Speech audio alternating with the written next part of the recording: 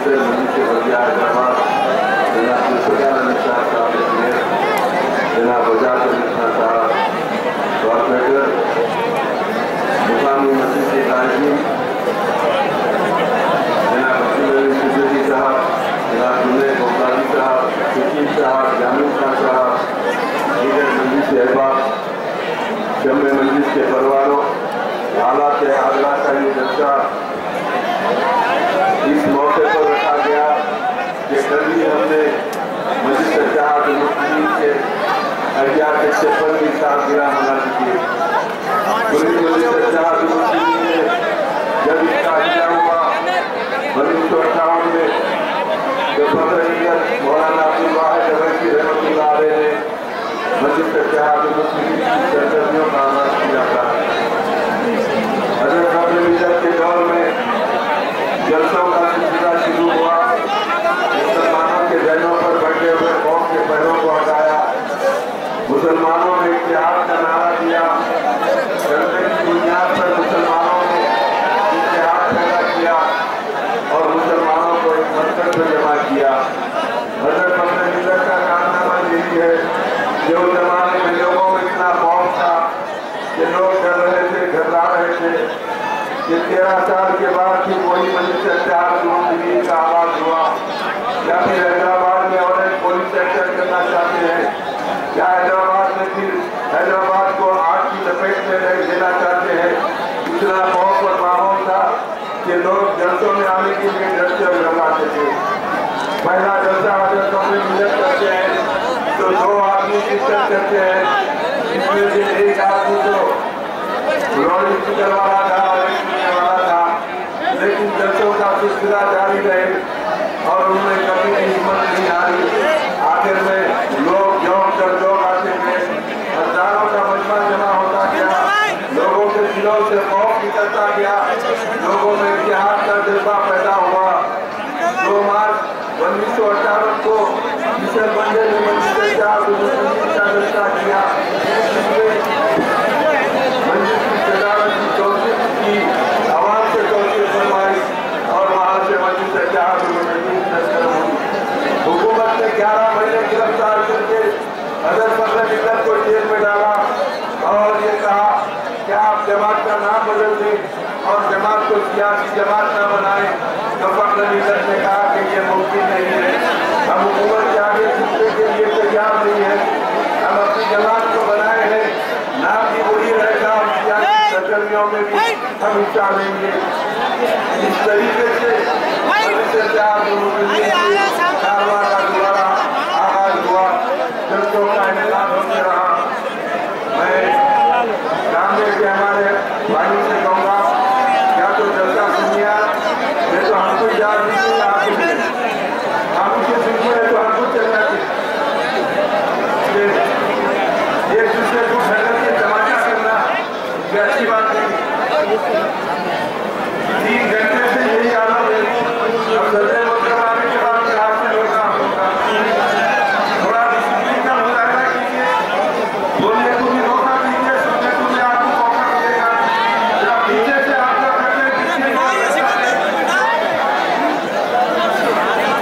जब से मेरे साथ भी आपसे गुजारिश की, मैं भी गुजारिश करता हूँ जरा आप जाना अपने आप बैठ जाइए, खड़े रहे, ये घटना घटनी का मुजाहरा मत कीजिए।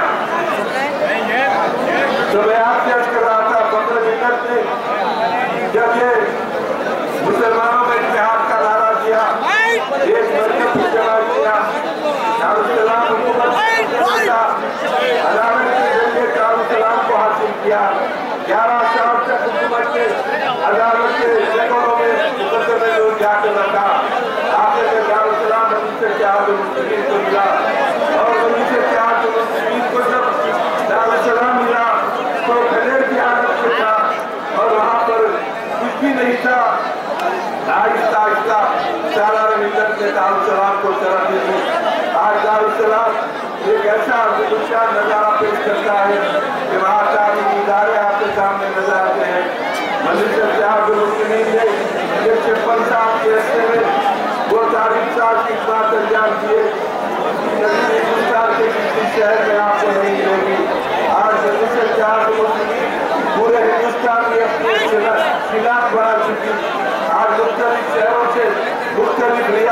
से लोगों की जागृति आ रही है कि हमारे शहर में भी मस्जिद इत्तेहादुल मुस्लिमीन कायम हो, हमारे पास भी तकरीब का दौरा हो, हमारे पास भी हमने मिलने का जलसा हो। ये तमन्ना उनको होती है, क्यों होती है? कि इसलिए होती है कि वहाँ पर उनका कोई पुरसान आम नहीं है। आज हिंदुस्तान के दीगर शहरों में जहाँ हंगामे होते हैं, मुसलमानों को निशाना बनाया जाता है, मुसलमानों पे हमले किए जाते हैं, मुस्लिम नौजवानों को गिरफ्तार किया जाता है, तो उनके लिए आवाज उठाने वाला कोई नहीं होता। पुलिस स्टेशन को जाके बच्चे को छुड़ाने के लिए बात करने वाला कोई नहीं होता, उनकी जमानत देने के लिए कोई नहीं आता। इतना खौफ का माहौल आज के हिंदुस्तान के शहरों में है। लेकिन वो देखते हैं हैदराबाद की तरफ और हसरत भरी निगाहों से देखते हैं हैदराबाद को, और हैदराबाद के लोगों को सलाम करके कहते हैं कि तुम खुशनसीब हो कि तुम्हारे पास तुम्हारी जमात है, तुम्हारी क़ियादत है, तुम पर आ जाती है तो जमात तुम्हारे दरमियान आ जाती है। तुमसे कोई हाथ लगाता है तो ऐवान असेंबली में आवाज बुलंद होती है, तुम्हारे खिलाफ कोई साजिश करता है तो पार्लियामेंट में उसका जिक्र होता है। तुम्हारे इतिहास में तुमको एक ऐसे शायर और ऐसी तस्दीक से सरफराज किया कि तुम्हारे पास सब कुछ है। हमारी बेबसी को देखो, हमारी लाचारी को देखो, हमारी मजबूरी को देखो कि हमारे घरों के दरवाजे तोड़कर नौजवानों को गिरफ्तार किया जाता है तो कोई आके हमारे बच्चों को बचाने वाला नहीं है। आज बताइए दीगर शहरों में क्या आलम है? मुसलमानों की कस्बा कुर्सी का ये आलम है। लोग जुल्म करते हैं और वो जुल्म सहते हैं, उनका कोई फुर्सान हाल नहीं होता। आज गुजरात के अंदर मुसलमानों का जो हशर करके रखा गया, आज गुजरात में इतने बरस गुजर जाने के बाद भी मुसलमानों में खौफ का माहौल है। कहाँ है वो जमहूरियत की दुआएं देने वाले? कहाँ है वो हिंदुस्तान की जमहूरियत को नाश करने वाले, वो मसावात का दम भरने वाले, वो अमन का नारा देने वाले? कहाँ गए तुम्हारे नारे? कहाँ है वो ह्यूमन राइट्स की बात करने वाले कि गुजरात की सरजमीन पर हमारे लड़कों को गिरफ्तार किया गया, चुन चुन के कत्ल किया गया, हमारी बच्चियों की इस्मतों को लूटा गया? ये कहाँ है अमन के परस्तार? ये कहाँ है अमन के पैगंबर? ये ह्यूमन राइट्स की बात करने वाले, अखबारों की नीतियों पर मुसलमानों पर केसा बुक करने वाले, वहाँ के ऊपर कोई केस बुक नहीं किए। आज कहते हैं कि गुजरात को भूल जाओ, गुजरात को भूल जाओ, नरेंद्र मोदी को भूल जाओ। आज भूलने की बातें करते हैं, हम कभी भूल नहीं सकते, हम माफ नहीं कर सकते। हाँ, एक शर्त पर हम माफ करते हैं, हम गुंजाइश रखते हैं माफ करने की। आज अदलिया पे हमको भरोसा है, बरसों के बाद तहकीकाती इदारे काम कर रहे हैं, अदलिया पे भरोसा है। हम नरेंद्र मोदी को माफ करेंगे, उस सूरत में माफ करेंगे जब हिंदुस्तान की अदालत उसको फांसी की सजा देंगे। हजारों बेगुनाहों का कातिल आज हिंदुस्तान का वजीर आजम बनने की ख्वाब देख रहा है, हजारों बेगुनाह नौजवानों को मौत के घाट उतारने वाला आज तहलका.com पर जिसके मनाज़िर को पेश किए, कौन है उसको गिरफ्त में लेने वाला? कोई ताकत है जो उसको गिरफ्तार करके फांसी के तख्ते तक पहुंचाए? कोई हुकूमत है? हमको अदलिया से भरोसा है, अदलिया इस सरजमीन पर इंसाफ कर सकता है और उस सूरत में मुसलमान माफ करेंगे जब इसका फांसी के तख्ते पे ले जाया जाएगा। हजारों बेगुनाह मुसलमानों का कत्ल करने वाले, हजारों बेगुनाह नौजवान लड़कियों की इस्मतों को लूटने वाले आज वजीर आजम का ख्वाब देखते हैं। अरे वो गद्दी को देखो, तेरी सूरत देखो, वो गद्दी की काबिल तेरी सूरत नहीं हो सकती। आज बड़े बड़े दावे करते हैं बीजेपी ऐसा करेगी, बीजेपी वैसा करेगी। अरे बीजेपी ने तो रिकॉर्ड कायम किया, हिंदुस्तान की जमहूरियत पर बदुलवा दाग अगर किसी ने लगाया है तो वो बीजेपी ने लगाया है। उस दाग को कभी नहीं धुलाया जा सकता, उस दाग को कभी नहीं भुलाया जा सकता। लेकिन हम चाहते हैं कि हिंदुस्तान के मुसलमानों के साथ इंसाफ हो। आप बताइए, गुजरात का ये आलम है, मुजफ्फरनगर का क्या आलम था? वहाँ क्या नहीं किया गया? दरिंदगी की तो हद कर दी, वहां पर भी हमारी लड़कियों की किस्मतों को लूटा। और जब वहां के नौजवानों ने नसीब मिल्लत को इत्तला दी तो नसीब मिल्लत पहुंचे तो रास्ते में नसीब मिल्लत को रोक दिया गया कि आप मुजफ्फरनगर नहीं जा सकते। उत्तर प्रदेश के अंदर आजमगढ़ में जलसा था, आजमगढ़ के जलसे के लिए बड़ी बड़ी तैयारी होने लगी। उत्तर प्रदेश का मुसलमान लाखों की तादाद में जमा होकर जलसा सुनने के लिए, नसीब मिल्लत को सुनने के लिए आ रहा था। एक बड़े गिरोह में जलसे का इंतजाम किया गया, लेकिन ये मुलायम सिंह की हुकूमत ने उस जलसे की इजाजत को मंसूख कर दिया और जलसे का जो मैदान था उस मैदान में ट्रैक्टर चलाकर पूरे खड़े करके समझ दिया कि जलसा नहीं कर सकते। लेकिन अदालत के जरिए या अहदेदारों के जरिए नसीब मिल्लत की आमद को रोकने की जो कोशिश की गई, यकीनन वहां के लोगों में और इश्तिहार बढ़ गया। नसीब मिल्लत को रोका तो और लोगों में शौक पैदा हुआ और वो लोग कहते हैं कि आज नहीं तो कल अल्लाह वो वक्त लाएगा कि नसीब मिल्लत आजमगढ़ के लाखों मुसलमानों को, लाखों पसमानदा लोगों को, लाखों SC ST BC के लोगों को मुखातिब करेंगे। वो वक्त आएगा, जरूर आएगा। आज मुलायम सिंह की हालत तो ये हो गई कि नींद में से चमक चमक के उठते हैं। मुलायम सिंह जो बड़े अपने आप को पॉलिटिशियन कहते हैं, उत्तर प्रदेश के सियासतदान में बड़ा मुकाम है उनका, बड़ा मुकाम है उनका। वो वजीर दिफा भी रहे, जनता पार्टी की गवर्नमेंट में मिनिस्टर भी रहे, आज अपने बेटे को चीफ मिनिस्टर बनाए और बहुत बड़े शास्त्र सियासतदान समझते हैं। लेकिन आज उनका ये आलम है कि अगर कहीं नींद में सो रहे हैं तो कोई जाकर अगर कह दे कि असदुद्दीन अवैसी उत्तर प्रदेश आ रहे तो नींद में से चमक के उड़ जाएंगे। उसके बाद नींद घंटों नहीं आती। नसीब मिल्लत का खौफ कैसे तारी हो गया? अरे शेर का खौफ कैसे नहीं तारी होगा? अल्लाह का जो शेर होता है उसे असदुल्लाह कहते हैं, दीन के शेर को असदुद्दीन कहते हैं। इसीलिए लोग करते हैं।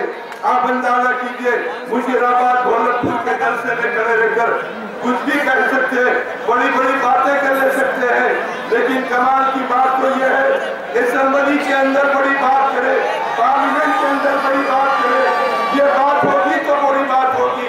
लेकिन वो शेर का बेटा जो क़ियादत के आगोश में तरबियत पाने वाले, वो नसीब मिल्लत पूरे ऐवान पार्लियामेंट में खड़े होकर कहते हैं कि हिंदुस्तान में अगर कोई जंगली जानवर है तो जंगली जानवर का नाम नरेंद्र मोदी है। पूरी पार्लियामेंट में खड़े रहकर कहते हैं, पूरे बीजेपी के में MP उठकर कहते हैं कि अवैसी साहब माफी मांगे या अपनी तस्वीर को वापस ले। स्पीकर का घेराव करने लगे MP, कहने लगे कि ऐसी बात अवैसी साहब ने किए हैं। तो नसीब मिल्लत ने कहा कि मैं माफी मांगने वाला नहीं हूँ, मैं वो बाप का बेटा हूँ जो जबान से एक बार जो बात करता है वो बात कभी वापस नहीं होती। जैसे तीर कमान से निकलता है, हमारी जबान से बात भी वैसी निकलती है। हम माफी मांगने वाले नहीं है, हम माफी नहीं मांगेंगे। बताइए, ये जुर्रत की बात है।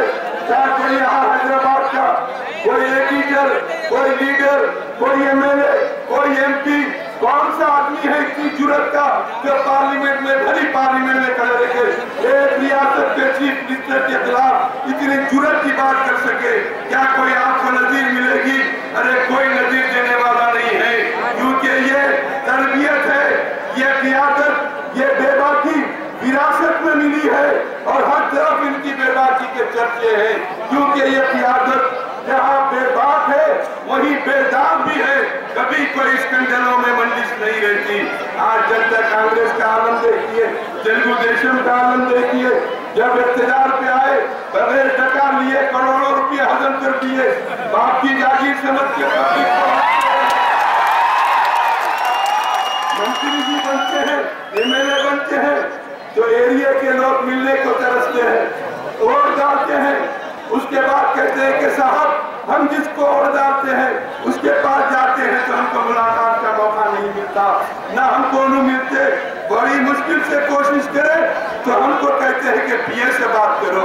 अरे पीए रखने वाले आज मंदिर इत्तेहादुल मुस्लिमीन के एमएलए है, एमपी है, दारुसलाम में बैठे रहते हैं, जो भी आए उनसे मिलते हैं, उनके काम को करते हैं। मुझे याद है सालार मिल्लत जिंदा थे, मंगलहाट से पूरे लोधे आए, दारुसलाम को सालार मिल्लत से कहा कि हम आपकी जमात में काम करेंगे।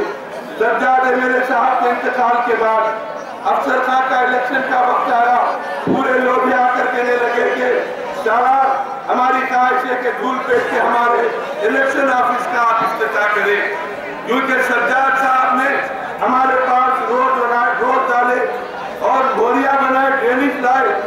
30 साल से बीजेपी का एमएलए वो काम नहीं करा, 2 साल में सज्जाद साहब ने वो काम किया, इसलिए हम मंजिल का काम करेंगे। आए, काम किए, पूरे लोग हैं मिलकर अफसर खान साहब को वोट डाले और कामयाबी के बाद जब दारुसलाम में जश्न हो रहा था, रिजल्ट के दिन बाजे बज रहे थे, पटाखे छुट रहे थे, एक दूसरे से मंजलिसी वर्कर गले मिल रहे थे, धूल पेट के लोगों का टोला भी आया, देखा कि आज जश्न मनाया जा रहा है। वो पूरे लोगों से मंजिल के कारकुनों ने गले मिले, उनको भी मुबारकबाद दी, उनको भी मिठाई खिलाई। वो लोगों का एक लीडर अमर सिंह बहुत खुश हुआ, खुश होकर सालार मिल्लत के पास आके कहने लगा, बड़ा प्यारा अंदाज था उसके बोलने का। वो लोधे अपने अंदाज में, अपनी जबान में आकर कहने लगे कि सालार साहब मैं जिंदगी में 2 बार खुश हुआ। तो सालार भी चौंक के देखने लगे और कहा कि अच्छा कब खुश हुए? तो अमर सिंह लोधा कहने लगा मैं अपनी जिंदगी में 2 बार खुश हुआ। एक बार उस वक्त खुश हुआ जब मेरी शादी हुई थी, एक बार उस वक्त खुश हुआ जब मेरी शादी हुई थी, आज दूसरी मर्तबा उससे ज्यादा खुश हुआ कि जिंदगी में इतने मुसलमानों से मैंने गले नहीं मिला था, आज मेरे साथ